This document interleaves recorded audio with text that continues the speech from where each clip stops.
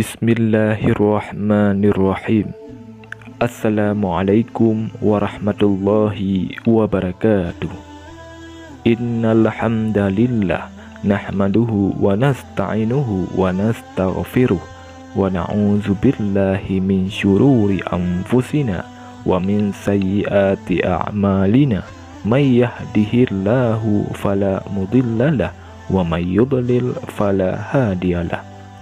Asyhadu an la ilaha illallah wahdahu la syarikalah wa asyhadu anna Muhammadan abduhu wa rasuluh.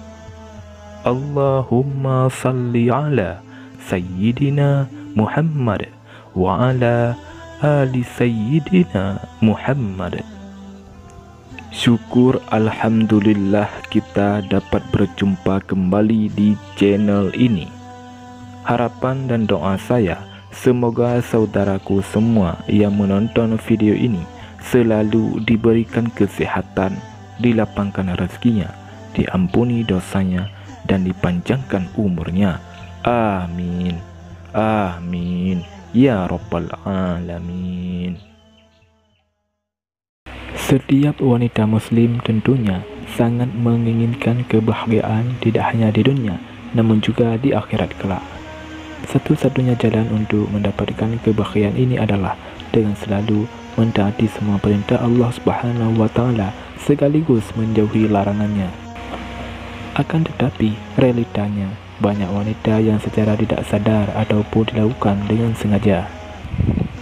Perlu diketahui, jika masuk ke dalam neraka tidak hanya terjadi pada wanita yang melakukan dosa besar, namun dosa kecil yang sering dilakukan dan sering dianggap remeh merupakan hal yang sangat dibenci oleh Allah Subhanahu wa Ta'ala. Lantas, siapa sajakah 17 dosa wanita yang sangat dibenci oleh Allah Subhanahu wa Ta'ala menurut Islam dan di dalam Al-Quran yang harus diwaspadai dan dihindari? Yang pertama, merubah fisik. Seorang wanita yang merubah fisik baik dalam bentuk, rupa, warna, dan juga fungsi merupakan dosa wanita yang dibenci oleh Allah Subhanahu wa Ta'ala. Perubahan fisik yang dimaksud adalah seperti melakukan operasi untuk menambah tinggi, implan payudara, sedar lemak, memancungkan hidung, dan perubahan fisik yang sejenis dengan tujuan untuk mempercantik diri dan ingin ditampilkan untuk orang lain, khususnya pria, dan bukan karena tujuan medis atau kesehatan. Apabila perubahan fisik yang dilakukan karena untuk mengobati penyakit, maka masih diperbolehkan dengan dalil untuk menyembuhkan. Yang kedua, melakukan pernikahan sejenis atau lesbian. Apabila seorang wanita melakukan pernikahan sejenis atau menyukai sesama wanita lainnya dan bukan pria, maka masuk dalam golongan zina yang serupa seperti berzina dengan laki-laki. Yang ketiga, wanita ja'zariyah. Wanita ja'zariyah atau wanita yang kasar dan sombong juga merupakan dosa wanita yang dibenci oleh Allah Subhanahu wa Ta'ala. Wanita yang selalu berlaku kasar dan sombong pada orang lain seperti sering berteriak, tidak mau bergaul, dan juga terlalu membanggakan diri merupakan hal yang harus dihindari para wanita sebab menjadi sikap yang akan membuat Allah Subhanahu wa Ta'ala murka. Rasulullah SAW bersabda, "Tiadakah kamu aku beritahu tentang sifat penghuni neraka?" Abu Hurairah radhiyallahu anhu menyahut, "Tentu, wahai Rasulullah." Rasulullah SAW bertutur, yaitu setiap ja'zari yang sombong lagi keras, yang banyak makan lagi pelit dan sombong. Abu Hurairah berujar, kami bertanya pada beliau, apakah yang dimaksud ja'zari? Beliau menjawab, yang membanggakan diri. Aku bertanya, dan apakah yang dimaksud dengan jawaz, yang banyak makan lagi pelit itu? Beliau menjawab, yaitu yang gemuknya berlebihan.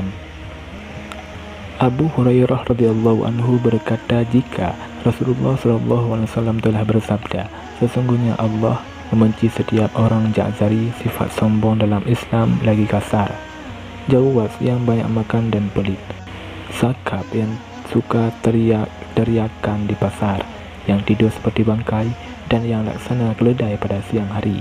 Hadis riwayat Ibnu Hibban. Yang ketiga, mengabaikan suami sebagai kepala rumah tangga. Di dalam Islam, Suami merupakan pemimpin dalam sebuah rumah tangga sesuai dengan peraturan dalam ajaran Islam serta sabda Rasulullah SAW.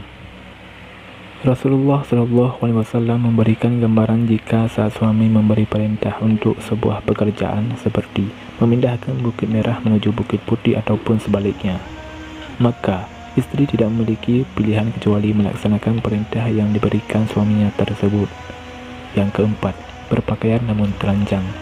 Berpakaian namun telanjang merupakan ungkapan untuk wanita yang sangat senang berpakaian ketat dan juga tipis sehingga memperlihatkan setiap lekukan tubuhnya. Apalagi jika pakaian yang ketat dan tipis tersebut memperlihatkan beberapa bagian tubuh wanita seperti buah dada, pinggul, paha, dan bokong.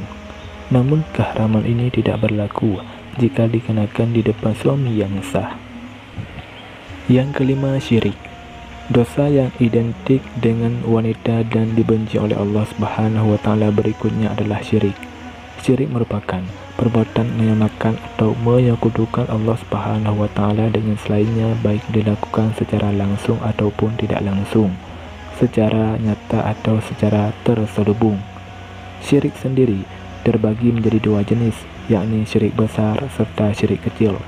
Syirik besar adalah beranggapan sesuatu apapun itu yang menyamai Allah Subhanahu wa Ta'ala.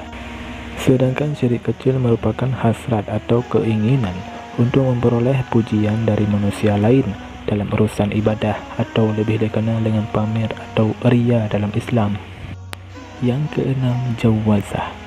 Wanita yang jawazah atau dengan kata lain terlalu royal, rakus, pelit, dan juga banyak makan juga merupakan dosa yang tidak disukai oleh Allah Subhanahu wa Ta'ala. Abdullah bin Ammar radhiyallahu anhu dalam riwayatnya mengatakan, jika Rasulullah SAW bersabda, "Jauhlah olehmu pelit dan kikir, karena sesungguhnya orang sebelum kamu hancur binasa karena mereka pelit, mereka disuruh untuk kikir, kemudian mereka kikir dan bakhil.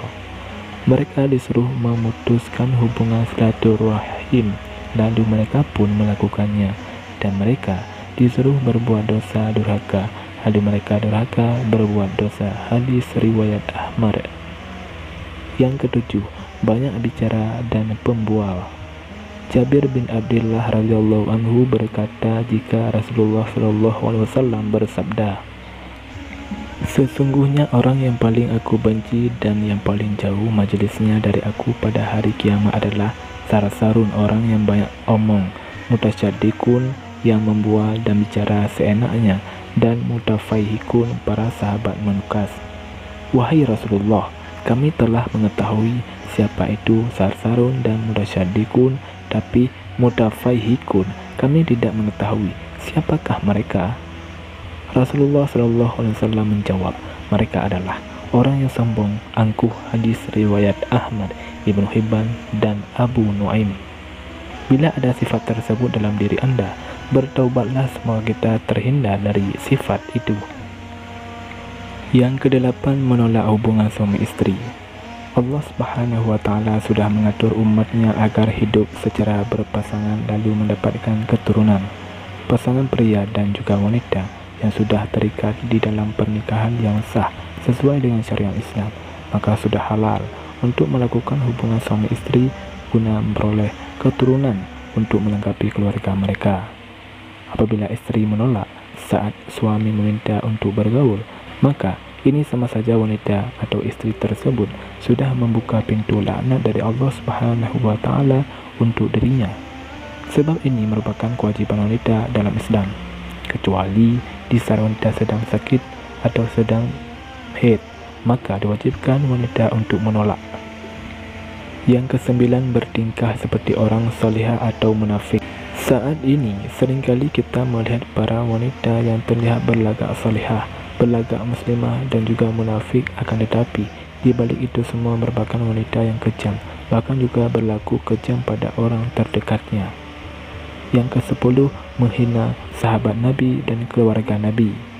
Wanita yang berasal dari golongan apapun yang sudah menghina sahabat serta keluarga Nabi juga pasti akan menerima laknat dari Allah Subhanahu wa Ta'ala. Walau azab tidak datang dalam waktu dekat, namun bisa saja terjadi saat ia menikah, bekerja, memperoleh keturunan, atau kegiatan lain. Bahkan azab dan juga laknat Allah Subhanahu wa Ta'ala tetap akan datang di saat wanita tersebut sudah meninggal dunia. Sahabat Rasulullah SAW merupakan generasi terbaik sebab sudah memperjuangkan dan memberikan pengorbanan untuk Islam sehingga bisa tersebar luas di seluruh dunia sehingga tidak boleh dihina. Wanita yang melakukan ini termasuk dalam golongan wanita yang haram dinikahi. Rasulullah SAW bersabda, apabila kalian melihat orang-orang yang sedang mencaci maki sahabat-sahabatku, maka katakanlah jika laknat Allah Subhanahu wa Ta'ala atas keburukan kalian. Hadis riwayat At-Tirmizi. Yang ke-11, menyerupai laki-laki. Wanita yang menyerupai laki-laki seperti dari gaya rambut atau berpakaian terkadang membuat para wanita bangga sebab tampil beda dengan wanita lainnya.